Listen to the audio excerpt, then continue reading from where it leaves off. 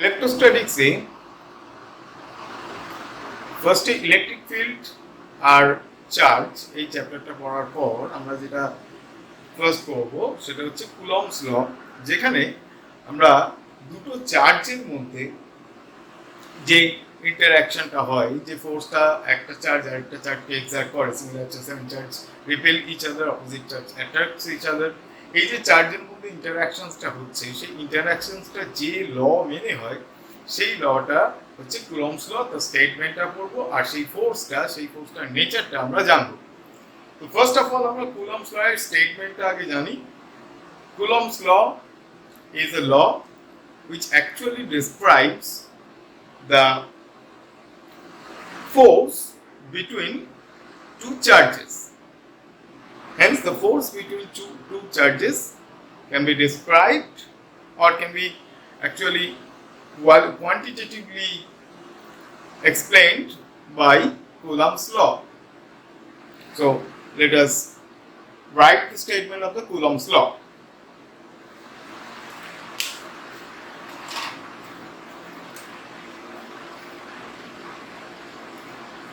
The force between two charges acts along their line of joining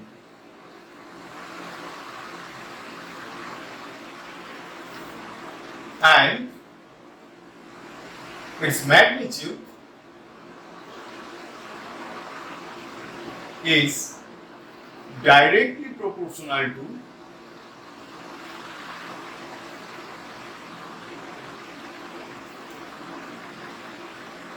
the product of two charges and inversely proportional to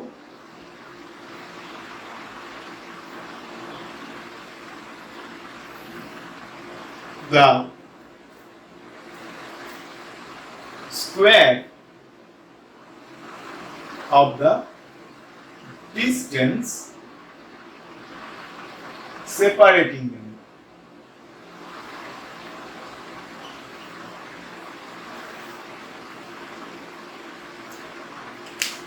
If we quantitatively write it, put it in the form of a mathematical equation, then if we denote the force between two charges by F, let Q1 and Q2 are two charges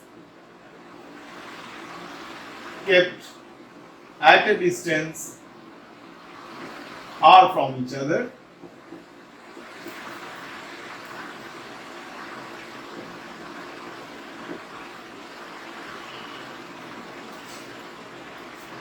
So that is Q1 and this is Q2.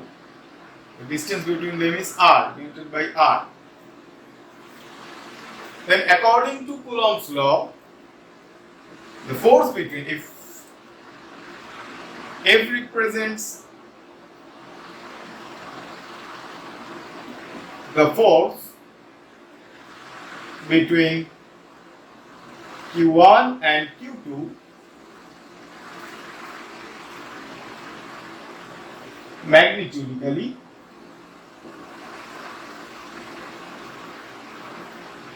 then F is directly proportional to Q1 into Q2 and F is inversely proportional to 1 by r square. From these two equations it follows F is proportional to Q1 Q2 by r square, or F is equal to some constant K, Q1 Q2 by r square, Ke. Ke is called electrostatic constant. electrostatic constant. Now, let us start from vector form of Coulomb's law. And what does it mean? What does it indicate? It represents the vector form of the force. That means the force between the two charges, that is electrostatic force. We have learned previously, F is equals to Ke Q1 Q2 by R square. Now, since the force is a vector and it has a particular direction, so we need to specify the direction in order to write the law properly, and that is termed as vector form of Coulomb's law. So again, taking an example of two charges, like Q1 and Q2 are two charges. Suppose Q1 and Q2 are two charges separated by a distance r. Now, whenever we are trying to write it in the vector form, so we must use vector notation. If we choose this Q1 as origin, and if the distance between Q1 and Q2 is r, Q2 is r, hence the position vector of Q2 can be written as r vector. Therefore, position vector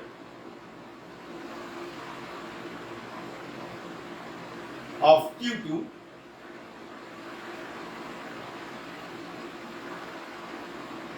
can be denoted by vector r. Now, let us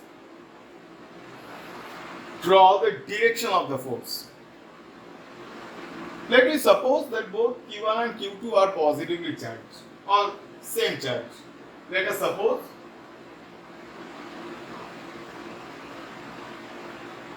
both Q1 and Q2 are same charges, same type of charges.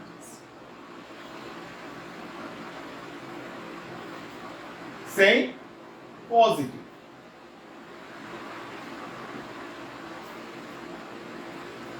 Hence, the force exerted by Q1 on Q2 is denoted by F21. Let F21 vector represents the force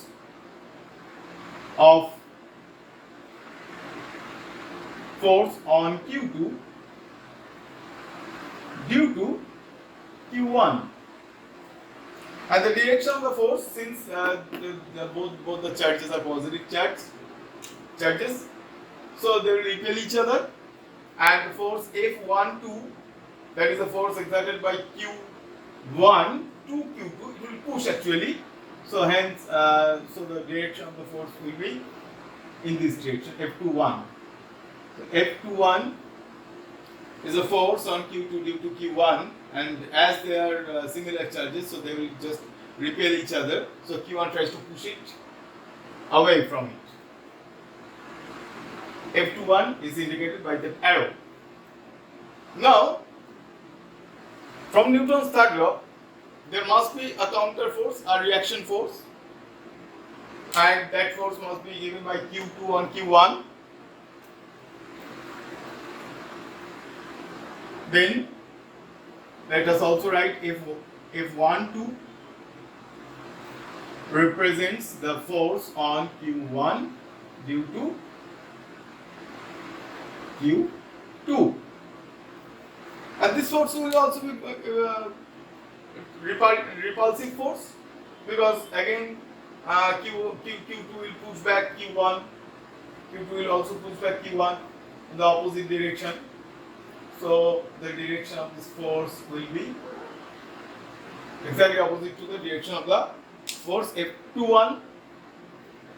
This is the origin, and it is the axis. This is an axis, right? Y axis and x axis. Now, according to Newton's third law,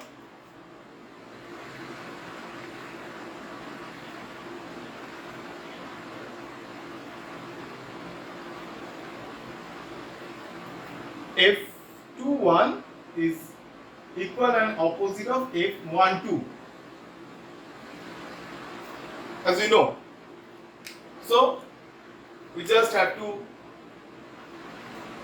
find any one of the force and put a minus sign in front of it in order to get the other forces. Let us find F21 from Coulomb's law.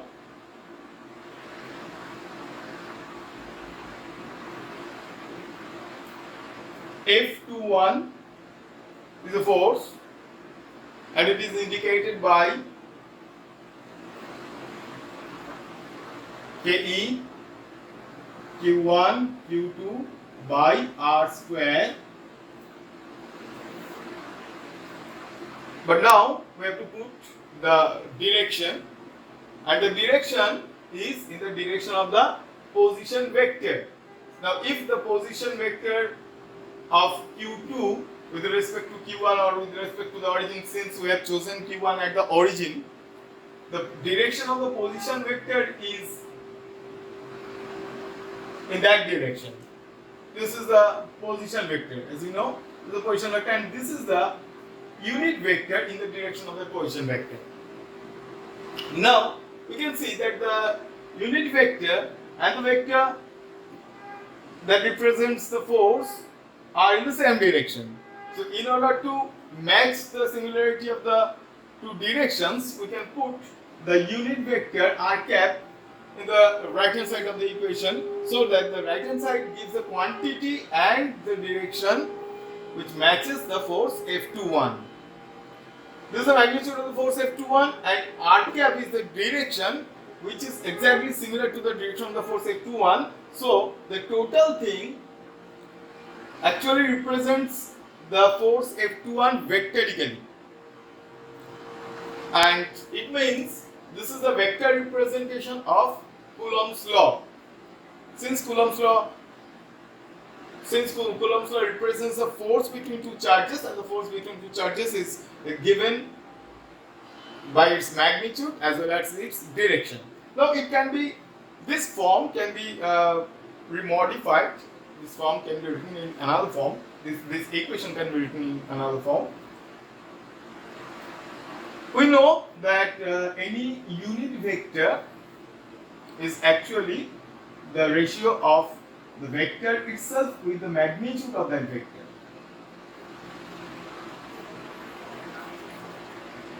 The magnitude of the vector can be written by simple r. If we put this thing, the value of r cap in this equation, we will get F21 is equals to some constant Ke. K is the electrostatic constant, we will talk about it later. Q1, Q2 by RQ, R cap, R vector. Why RQ? Because whenever we are replacing R cap by R vector by R, this R and this R square will multiply to give RQ. And finally, this is the form of Coulomb's law in vector notation. Now, it's very easy to write F12 from this equation. We have to just put a negative sign in front of it, since the position vector is now be altered in the opposite direction. But if we shift the origin to Q2, then the form will again be like that. It's a bit of simple thing, and no need to clarify further. But if we want to write this equation in more general way, we must not choose Q1 or Q2 or anyone at the origin. It may happen in some cases where the two charges are in different positions in a coordinate system, and we don't have any option to take any one of the charges at the origin, then how can we represent the Coulomb's law in the vector form? Let's see this thing. Here we have taken a coordinate system. This is the origin. These are the two axes. Suppose Q1 and Q2 are two charges placed like that, and the position vector of Q1 is represented by R1 and position vector of Q2 is represented by R2. Now, the displacement vector from Q1 and Q2, let us join them and let us name this vector, say R21. Since the final point of the arrowhead is towards the Q2, so I have named it R21 because from triangle law,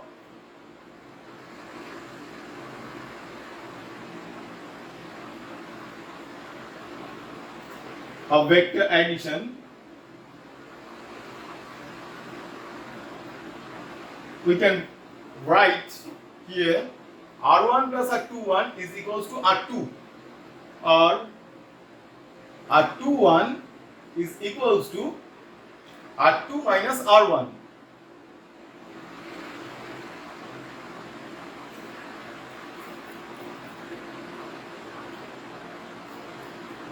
And what is the magnitude of R21? It will be just putting the bar in the two sides, two ends of this expression, we will get the magnitude. Now, let us come to physics, where these two charges are similar charges and they are pushing each other, they are repelling each other. Since Q1, like Q1 and Q2 are both positive charges, say, and let F21 be the force on Q2 due to Q1, on Q2 due to Q1. Now, if F21 represents this force and the force is repulsive, so obviously the direction of the force will be in this direction, F21. So here is a thing to remember. You must follow this thing. The direction of F21 and R21 are same. This is a noticeable thing. So we can write it as a note. But the direction of it happens like that. The direction of F21 and R21 are same. It happens to be, or we can say we have just drawn the geometry. We have drawn the force in that particular direction, so that it matches in the with the representation of F21. Now, from Coulomb's law,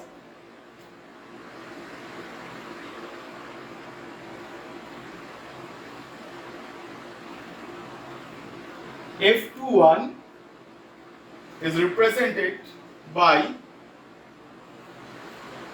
KE, Q1, Q2 by, what is the distance between them?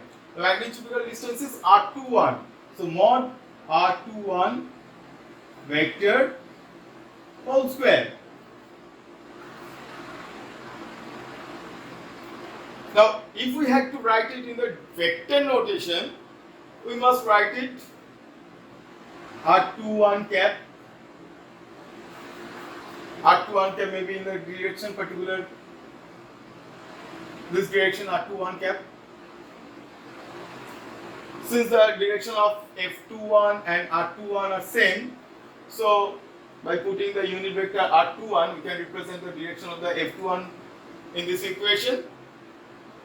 Now again, using that particular formula, that unit vector is the ratio of, since r21 is equals to r21 vector by mod of r21.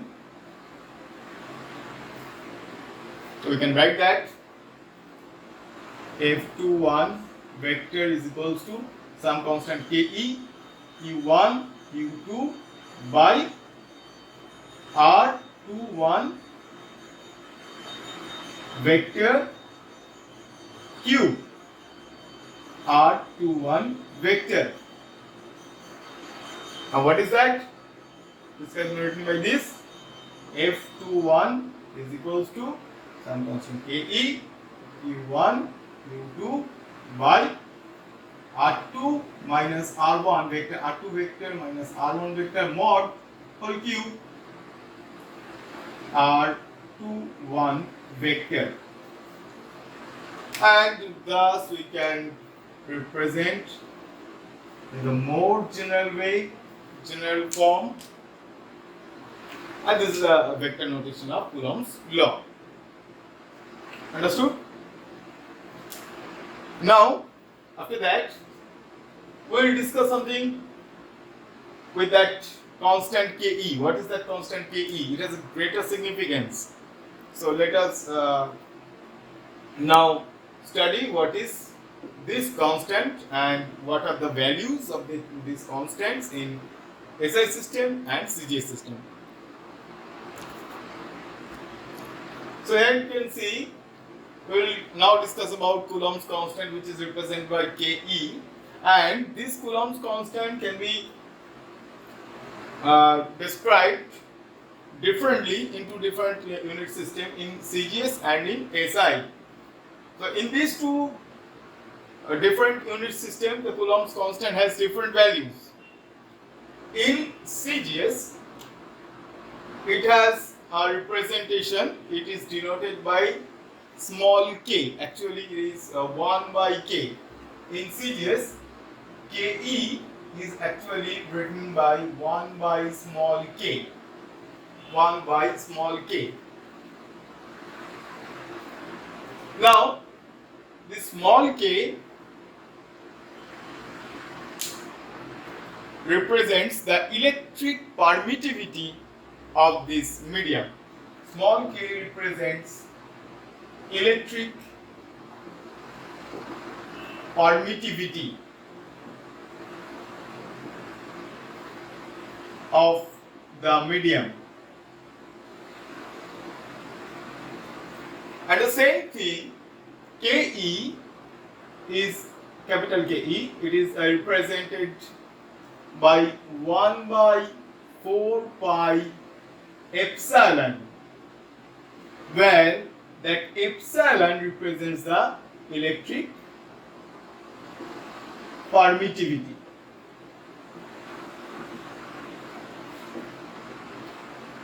Of the medium. Now, what do we mean by that electric permittivity? What is the meaning of electric permittivity? Let us write the meaning of electric permittivity, and it says electric permittivity actually represents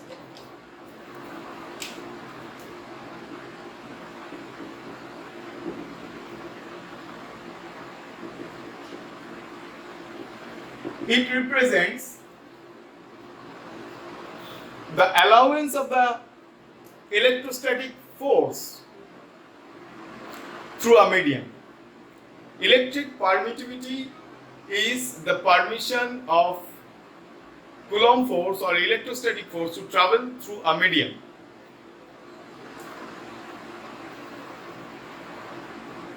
The amount of It is the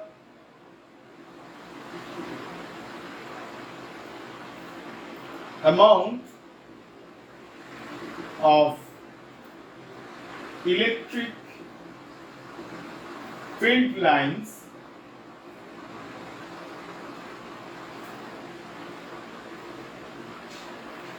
that can flow through a given medium. This is electric permittivity. Now, if it is sufficient to write only the electric permittivity in case of Coulomb's constant, so what do we need that 4 pi in this equation? As we said, this 4 pi has nothing to do with the dimension because it's just a number, and we had to put this thing to make a round up value for the electric permittivity of free space or vacuum. Particularly, we have different mediums in the, and this electric permittivity obviously depends on the nature of the medium. When medium changes, the electric permittivity also changes. But for a particular medium, we will have a particular value to remember, and that is air medium or vacuum. It's a special medium, so we need to remember the value, and the notation is also different in case of air or vacuum. So, electric permittivity in air. Electric permittivity in air or vacuum.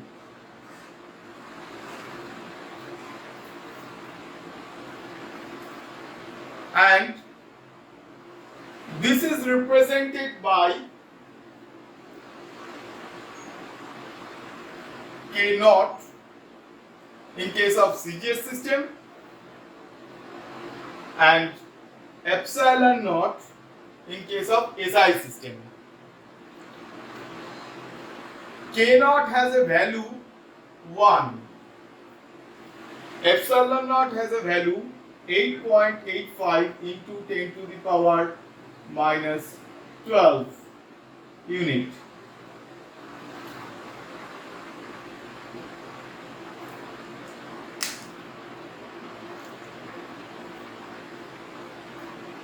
Now, the total Coulomb's constant then will become, Ke will become, in CGS, Ke will become 1 by K naught in air or vacuum. That means actually 1 by 1 means 1. And in air or vacuum, the Coulomb's constant will become 1 by 4 pi epsilon naught, and it has got a value 9 into 10 to the power 9 unit. We'll discuss the unit later. Now you can see the total value, the value of epsilon naught, which was a bit difficult to remember. It was 8.85 into 10 to the minus 12, which has come in a good form, is a round-up form, that is 9 into 10 by 9 unit. So that is why we need to put this 4 pi in this equation. It has nothing to do more. Now we are in a position to write the Coulomb's law using that particular value of Coulomb's constant, and obviously the form of Coulomb's law will remain basically fundamentally same, but the looks will be different in case of CGS and in case of SI. So now we are writing the form of Coulomb's law in CGS and in SI. Hence, the form of Coulomb's law .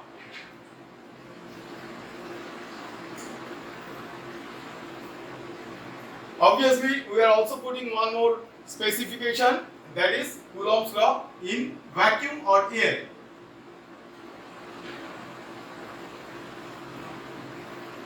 Now in CGS it will become, or it will be like that, F is equals to, I am writing it in scalar form, F is equals to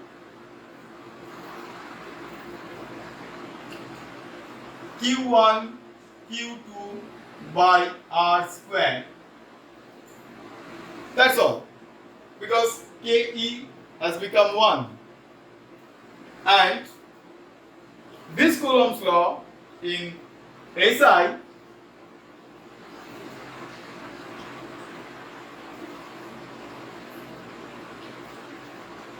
Coulomb's law in vacuum or air can be written as F is equals to 1 by 4 pi epsilon naught Q1 Q2 by R square.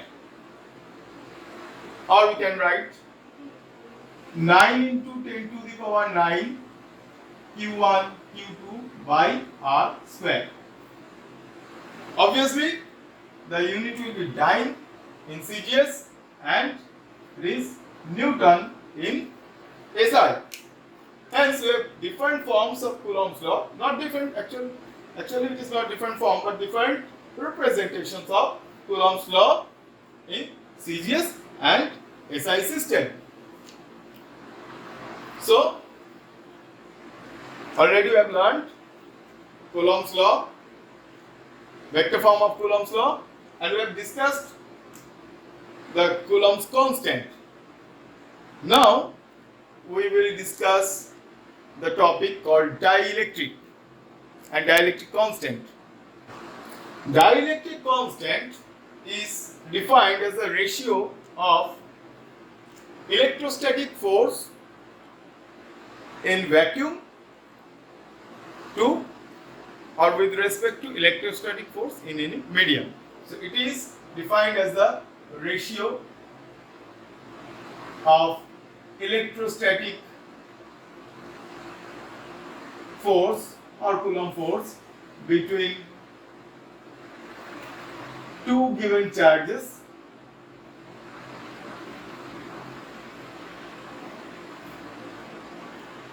placed in vacuum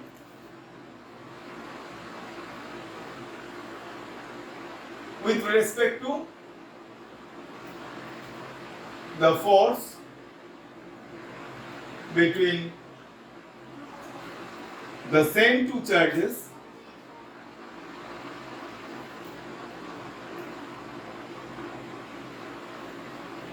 placed in a medium.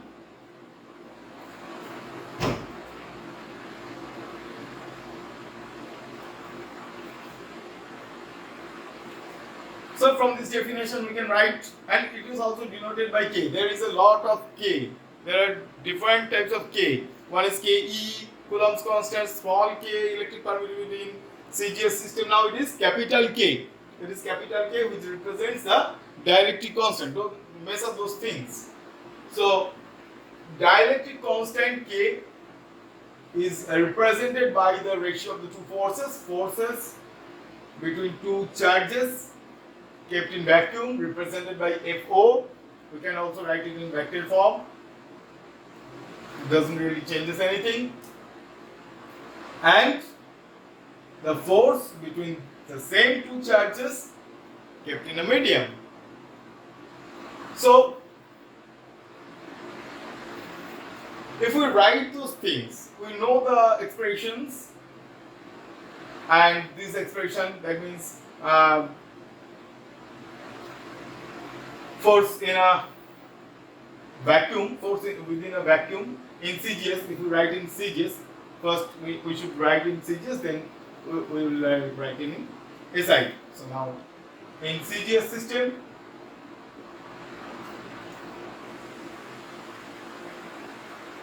we must write it FO. What is FO and what is FM? FO is the force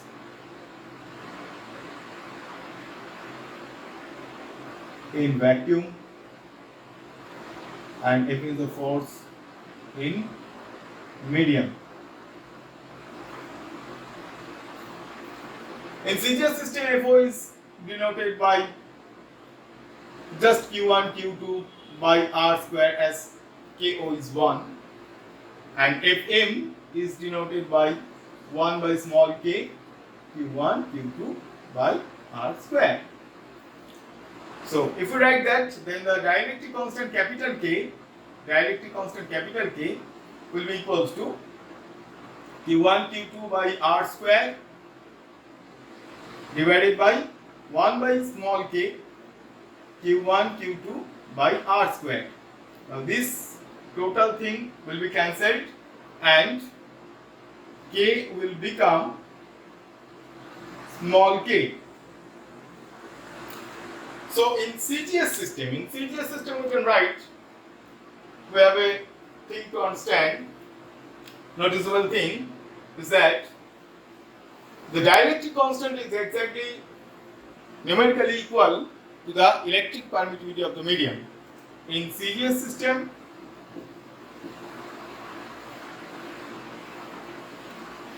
dielectric constant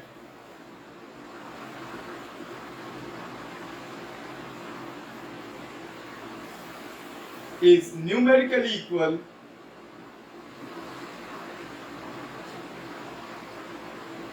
to the electric permittivity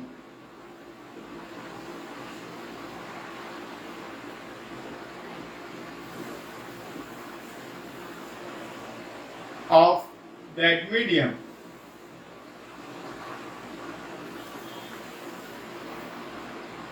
So it is in CGS system.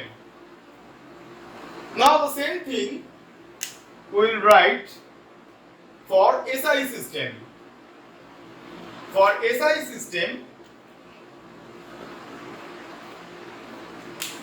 the forms will be changed.